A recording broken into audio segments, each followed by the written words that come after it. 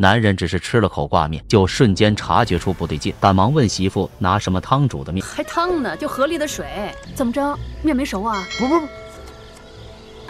这味儿，这下人以为不好吃，赶忙尝了一口，没想到却越吃越上头，询问丫鬟这是什么面。丫鬟听了觉得奇怪，不就是普通的挂面吗？怎料吃完以后不淡定了，看见众人这副样子，女人有些不高兴了，表示身边什么食材也没有，有面吃就不错了，让他们不要挑三拣四的。丫鬟听后连忙让她也尝尝。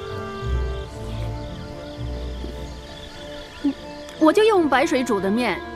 这什么味儿啊，这么香！众人也顾不得那么多了，活了这么多年，还从没吃过这么好吃的面条，纷纷狼吞虎咽地吃了起来。更令人感到奇怪的是，王爷一行人回到府上后，个个都精神饱满，仿佛有使不完的力气。你说这吃什么了，浑身用不完的劲儿？我看呐，都是那挂面闹的。丫鬟说的确实没错，自打上次吃过那面，王爷的心里便一直惦记着。下人端来山珍海味，他都没胃口。殊不知这个面条大有来头，原来这个面条是那天外出狩猎，王爷跑到兵部那要的。为了能再一次吃上这面，隔天一大早，王爷便跑到兵部问他们是从哪买的挂面。怎料兵部侍郎却支支吾吾，表示买面条那个杂役回老家了，他也不知道是在哪买的。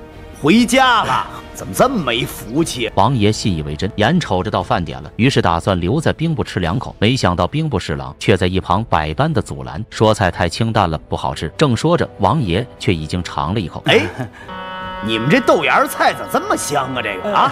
听见这话，兵部侍郎赶忙示意手下把菜撤走。你们尝这汤还……哎，我没吃完呢，还我。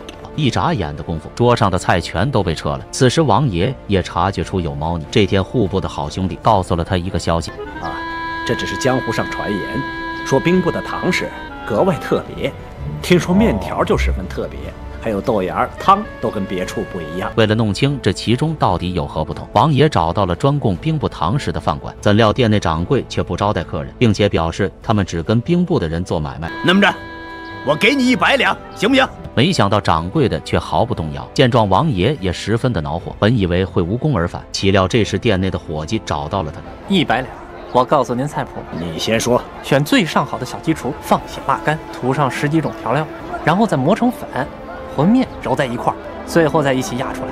您想想，那能不香吗？这得多少钱？1斤小1钱的银子。这还不是最贵的，最贵的是那粉丝汤和豆芽菜。您没觉得吃到嘴里格外有嚼头吗？有。那里边塞的可是精选的肉丝啊！咱们再说说那粉丝汤吧，看着像粉丝，其实呢那是鱼翅。王爷听后恍然大悟，怪不得掌柜的看不上这100两。这么算下来，饭馆赚的钱数都数不过来。也祝愿看完视频点亮红心，打出财源广进的家人们都能够心想事成，财源滚滚。得知兵部每天都吃得如此奢靡，并且用的还是公款，王爷当即大怒，把兵部侍郎叫来，直接把他揍了一顿，下令撤去了兵部的食堂。